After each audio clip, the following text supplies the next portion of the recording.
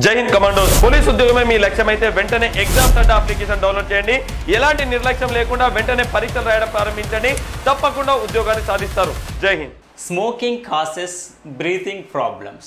So here we have to identify the underlined words parts of speech.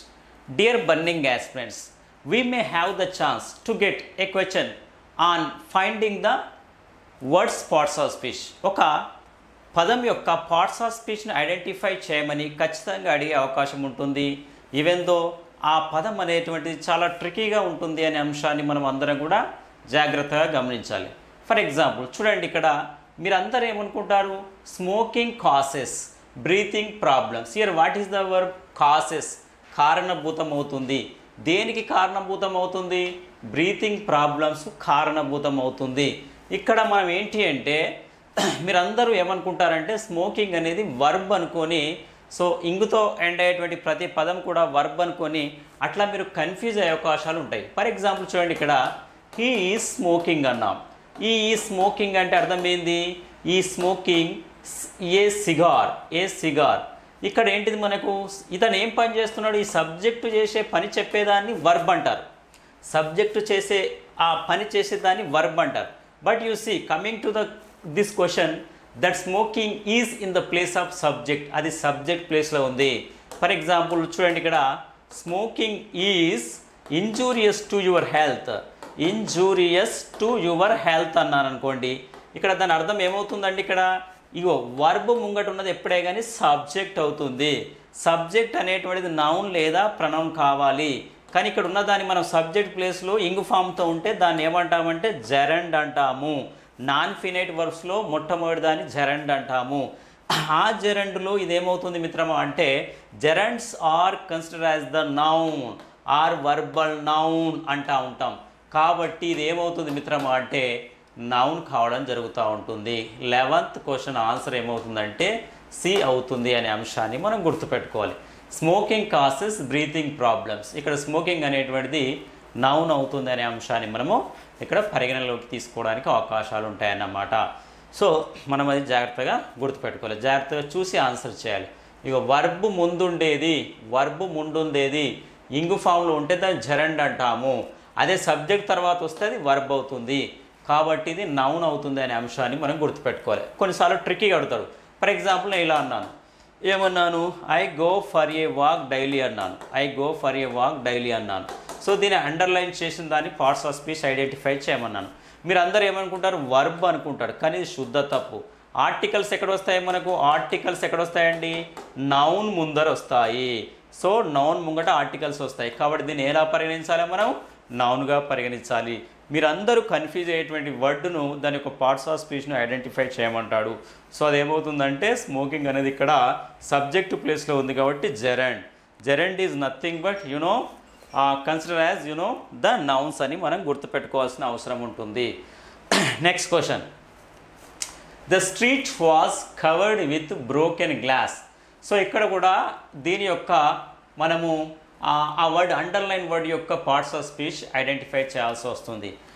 As earlier I said we may have the chance to get a question on finding the parts of speech of the word, but that word should be, or that question should be very tricky, or that question should be applicable. So every aspirant is doubtful of finding that word parts of speech. అందరూ డౌట్ఫుల్గా ఉంటారు, ఎందుకంటే వాళ్ళు direct వేలో ఆలోచించి దాని క్వశ్చన్కు answer తప్పు పరిగణించే అవకాశం ఉంది. బ్రోకెన్ అంటే ఏమనుకుంటారు? బ్రేక్ అనేది వర్బ్. బ్రేక్ యొక్క సెకండ్ వర్బ్ ఏంటిది? బ్రోక్. థర్డ్ వర్బ్ ఏంటిది? బ్రోకెన్. కాబట్టి ఇది వర్బ్ అనుకుంటారు, కానీ ఇది వర్బ్ కాదు. వర్బ్ ఎప్పుడైతే ఇది సబ్జెక్టు పక్క పంటి వచ్చినప్పుడు. For example, Lakshmi has broken the chair అన్నాను. సో ఇక్కడ సబ్జెక్ట్ తర్వాత వచ్చింది, లక్ష్మి చేసే పనిని చేసింది.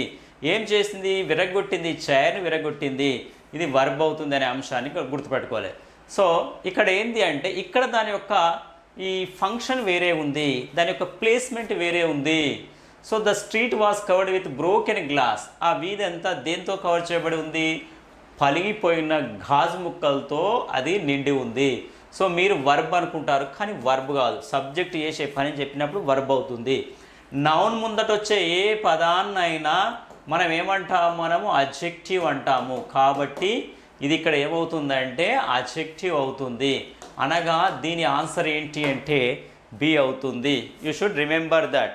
సో ట్రిక్కీగా ఉండేటువంటిది ఏంటి అంటే మనకు నౌన్ ముంగట ఉండే పదాన్ని ఎప్పుడే కానీ అడ్జెక్టివ్ అంటాం, లేదా ఆర్టికల్ నౌన్ ముందట వచ్చే పదాన్నైనా కూడా మనము అడ్జెక్టివ్ అంటామని గుర్తుపెట్టుకోండి.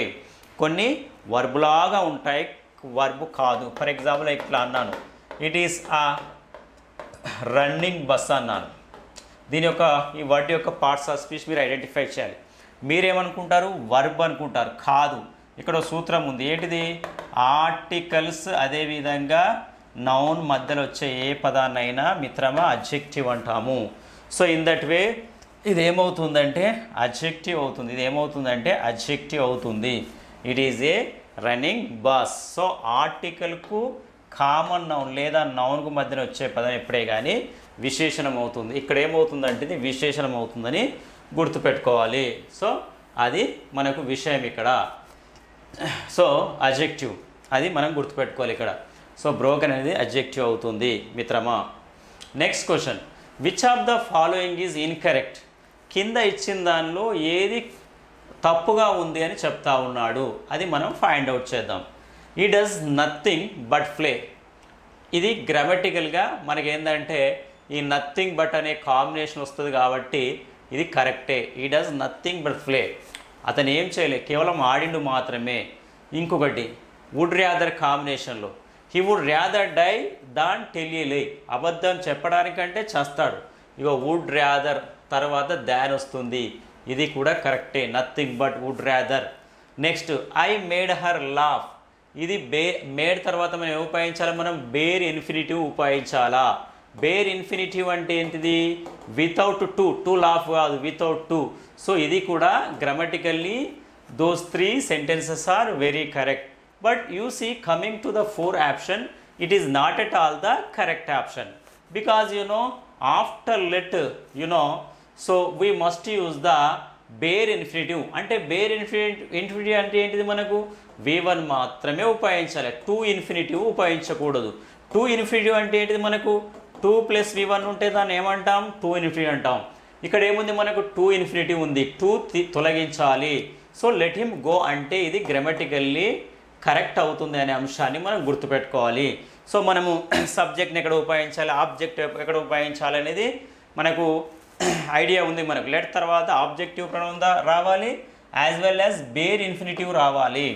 బేర్ ఇన్ఫినిటివ్ రావాలి. బేర్ ఇన్ఫినిటివ్ ఎక్కడెక్కడ వస్తాయంటే మనం చాలా రూల్ నేర్చుకున్నాం. మనము లెట్ తర్వాత మనకు బేర్ ఇన్ఫినిటివ్ రావాలి అంటే v1 రావాలి.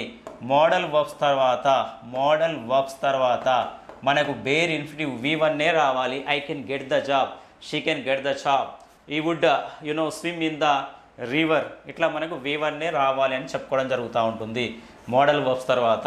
సో అదేవిధంగా వుడ్ ర్యాదర్ కాంబినేషన్లో ఇగో డై v1 రావాలి. సో బేర్ ఇన్ఫినిటివ్ ఎట్లా వస్తుందంటే ఇక్కడ మేడ్ అనే పదం వచ్చినా, అదేవిధంగా లెట్ అనే పదం వచ్చినా, ఇలాంటి సి అనే పదం వచ్చినా, ఇలాంటి వర్బ్స్ తర్వాత హియర్ అనే ఈ వర్బ్ వచ్చినా, సో వీటి తర్వాత మనం ఏంటంటే మనము బేర్ ఇన్ఫినిటివ్ అంటే v1 ఉపయోగించుకోవాలనేటువంటి ఒక గ్రామటికల్ రూల్ మనకు ఆంగ్ల భాషలో ఉంది. I saw her run from the home. ఆమె ఇంటి నుంచి పరిగెత్తేటప్పుడు నేను చూసాను. ఐ సా హర్, సా తర్వాత ఏం రావాలి, రన్ మొదటి verb, run from the home ఇంటి నుంచి పరిగెత్తేటప్పుడు. సో లెట్ తర్వాత ఎప్పుడే కానీ మనకు ఇది రావాలి. సో ఇక్కడ మనకు ఇన్కరెక్ట్ ఏంటిదంటే డీని మనం ఇన్కరెక్ట్ స్టేట్మెంట్గా తీసుకోవడం జరుగుతుంది. ఎందుకంటే ఈ లెట్ తర్వాత మనకు v1 రావాలి అనే సూత్రం ప్రాతిపాదికన. Right dear aspirants, now we are going to move and we are going to solve the 14th question. So firstly we have to read and digest the meaning of that question. So what is that? Firstly we should read that. Which of the modal verb denote the past habitual actions? కింద ఇచ్చిన ఏ modal verb past habitual action తెలియజేస్తుంది. Past habitual action అంటే ఏంది, గతంలో అలవాటుగా చేసే పనులను ఏమంటాం మనము, పాస్ట్ హ్యాబిచువల్ యాక్షన్ అంటాం. ఒక్కొక్క మోడల్ వర్బ్ ఒక్కొక్క ఫంక్షన్ తెలియజేస్తుంది. ఫర్ ఎగ్జాంపుల్ మే ఉందనుకోండి, మే డిఫరెంట్ టైప్ ఆఫ్ ఫంక్షన్ చేస్తుంది. మనకు వర్బ్లో ఖచ్చితంగా మోడల్ వర్బ్ మీద ఒక క్వశ్చన్ మనము పొందే అవకాశం ఉంటుంది. గతంలో ఏమడిగాడు మనకు, ఇలా అడిగాడు. ఇది మనకు గతంలో అడిగిన ప్రశ్న, could you please give me some water అన్నాడు. అని మనకు ఏమిచ్చాడంటే ఈ కుడి కింద అండర్లైన్ చేసి 4 ఆప్షన్లు ఇచ్చాడు. ఈ 4 ఆప్షన్లు ఏమవుతుంది, ఇది ఆర్డర్ అవుతుందా, లేదా ఇది అడ్వైజ్ ఇస్తుందా, లేదా ఇది అడ్వైజ్ ఇస్తుందా, లేదా ఇది రిక్వెస్ట్ చేస్తుందా, లేదా ఇది మనకు మోరల్ ఆబ్లిగేషన్ తెలియజేస్తుందా అని ఇలా 4 ఆప్షన్ ఇచ్చి మనకు క్వశ్చన్ అడిగాడు. సో మీరేం చేస్తారు, ప్లీజ్ ఉంది అంటే ఆటోమేటిక్గా ఏం తెలియజేస్తుంది, రిక్వెస్ట్ తెలియజేస్తుంది. ఇది ఈ మోడల్ గతంలో మనకు కానిస్టేబుల్ ఎస్ఐ ఎగ్జామినేషన్లో అడిగినటువంటి బిట్టు. సో అట్లా ప్రతి మోడల్ వర్క్ గురించి మనము కమాండ్ తెచ్చుకోవాలి. పాస్ట్ అఫీషియల్ యాక్షన్ తెలియజేసేది మే కాదు. మే అంటే మోర్ పాసిబిలిటీని తెలియజేస్తుంది. ఈ మే గెట్ ద జాబ్, 99% అతనికి జాబ్ వచ్చే అవకాశం ఉంది. మైట్ అంటే అర్థం ఏంటంటే less possibility, she might get the job అంటే ఆమెకు తక్కువగా అవకాశాలు ఉన్నాయి. అట్లా షుడ్ అంటే అడ్వైజ్ అని తెలియజేస్తుంది. యూ షుడ్ రీడ్ వెల్, ఇట్లా అడ్వైజ్ అని తెలియజేస్తూ ఉంటుంది ఈ షుడ్ అనేటువంటిది. అదేవిధంగా moral obligation, we should respect hour teachers, అది మన నైతిక బాధ్యత, అలాంటి పనులను తెలియజేస్తుంది. మిగిలింది ఏంది మనకు, యూజ్డ్ టు ఆన్సర్ అవుతుంది. యూజ్డ్ టు అనేటువంటిది పాస్ట్ హ్యాబిచువల్ యాక్షన్ను తెలియజేస్తుంది. బాగా గుర్తుపెట్టుకోండి, గతంలో మనకు అలవాట్లు ఉండి ఇప్పుడు లేనటువంటి అలవాట్లు, ఈ అలవాట్లు మనకు గతంలో ఉన్నాయి కానీ ప్రస్తుతం లేవు మనకి, వీటిని మానుకున్నాం, అలాంటి అలవాట్లను తెలియజేస్తుంది. ఫర్ ఎగ్జాంపుల్ ఈ యూజ్డ్ టు డ్రింక్, ఎప్పుడే కానీ యూజ్డ్ టు తర్వాత V1 రావాలి. యూజ్డ్ టు డ్రింక్ ఆల్కహాల్ అన్నాను. ఇక్కడ అర్థమైంది, గతంలో అతను ఆల్కహాల్ తాగేవాడు అంటే ఇప్పుడు తాగుతలేడు, మానేశాడు అని అర్థం అన్నమాట. గతంలో ఆ యాక్షన్ అలవాటుగా జరిగింది, ప్రస్తుతం that action or that habit was stopped by that person. That is the meaning of that one. Used to is nothing but it denotes the past habitual action which were stopped right now or in the present. అవి ప్రస్తుతం అనేటువంటివి ఆపు చేయడం జరిగిందన్నమాట. అది మనం గుర్తుపెట్టుకోవాలి. So 14వది ఏందైతే ఏమవుతుందంటే మనకు యూజ్డ్ టు అనేది ఆన్సర్ అవుతుంది అనే అంశాన్ని గుర్తుపెట్టుకోవాలి.